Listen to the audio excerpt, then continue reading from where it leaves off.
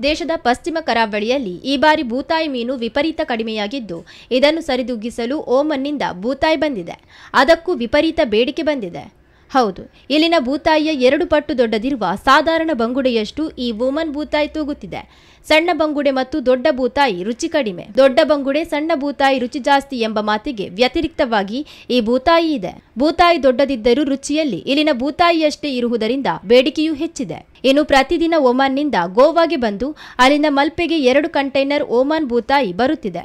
ಮಲ್ಪೆ ಮಾತ್ರವಲ್ಲದೆ ಮಂಗಳೂರು, ರತ್ನಗಿರಿ, ಪಾಂಡಿಚೇರಿ, ಕೇರಳಕ್ಕೂ ಓಮಾನ್ ಬೂತಾಯಿ ಸರಬರಾಜು ಆಗುತ್ತಿದೆ. ಆದರೆ ಓಮಾನ್ ಮತ್ತು ಭಾರತ ಪಶ್ಚಿಮ ಕರಾವಳಿ ಒಂದೇ ಸಮುದ್ರದ 2 ದಡದಲ್ಲಿದೆ. ಒಂದೇ ಸಮುದ್ರದ 2 ತುದಿಯಲ್ಲಿ ಒಂದೇ ಮೀನು 2 ಆಕಾರದಲ್ಲಿ ಇರುವುದು ಸೋಜಿಗ ತಂದಿದೆ.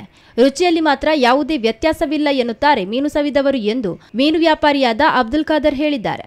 ದೇಶದಿಂದ ಬರ್ತಾ ಉಂಟು, ಗುಜರಾತ್ಗೆ ಬಂದು ಇಳಿದು ಅದು ಟ್ರೈನ್ ಅಲ್ಲಿ ಈ ಕಡೆ ಬರ್ತದೆ. ಅಂದ್ರೆ ನಮಗೆ ದೊಡ್ಡ ಗಾತ್ರದ ಮೀನು ಸಿಗ್ತದೆ, ಅದು ತುಂಬಾ ರುಚಿ ಇರ್ತದೆ. ನಮಗೆ ಹೋಟೆಲ್ಗಳಿಗೆಲ್ಲ ಅದೇ ಒಳ್ಳೆ ಬೇಡಿಕೆ ಉಂಟು. ಆದ ಕಾರಣ ಅದನ್ನೇ ನಾವು ತರ್ತಾ ಇದ್ದೇವೆ, ಕೊಡ್ತಾ ಇದ್ದೇವೆ. ಇಲ್ಲಿದು ಬಂಗುಡೆ ಏನಂತ ಹೇಳಿದ್ರೆ ನಿಮಗೆ 8-9 ಬರ್ತದೆ ಕಿಲೋದಲ್ಲಿ. ಹೋಟೆಲ್ನಲ್ಲಿ ಅದನ್ನು ತೆಗೊಳ್ತಾ ಇಲ್ಲ, ಅಂದ್ರೆ ಅವರಿಗೆ ಅದು ಗ್ರಾಹಕರಿಗೆ ಕೊಡ್ಲಿಕ್ಕೆ ಸರಿ ಕಾಣ್ತಾ ಇಲ್ಲ. ಇದಾದ್ರೆ ಕೆಜಿಯಲ್ಲಿ 3-4 ಬರ್ತದೆ. ಬೂತಾಯಿ ಕೂಡ 10-15 ಬರ್ತದೆ ಕಿಲೋದಲ್ಲಿ.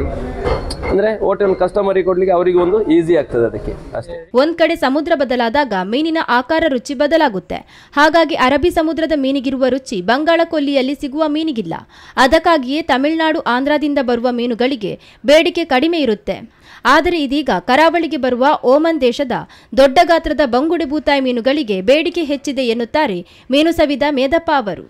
ಅದೇನು ಒಮ್ಮನ್ ದೇಶ ಅಂತ ಬರ್ತದೆ, ನಮಗೊಂದೇನು ಖುಷಿ. ಅದಂದ್ರೆ ನಮಗೆ ನಾವು ಮಂಗಳೂರಿನ ಮೀನು, ಈ ಮಲ್ಪೆ ಮಂಗಳೂರಿನಿಂದ ತಿಂದವ್ರಿಗೆ ಗೊತ್ತಲ್ಲದೆ, ಇನ್ನು ಹೊರಗಿಂದ ನೋಡ್ಲಿಕ್ಕೆ ಒಂದು ಥರ ಇದೆಯಪ್ಪ. ಆದರೆ ನೋಡು, ಅದನ್ನು ಸವಿ ರುಚಿ ನೋಡುವ ಒಂದ್ಸಲ.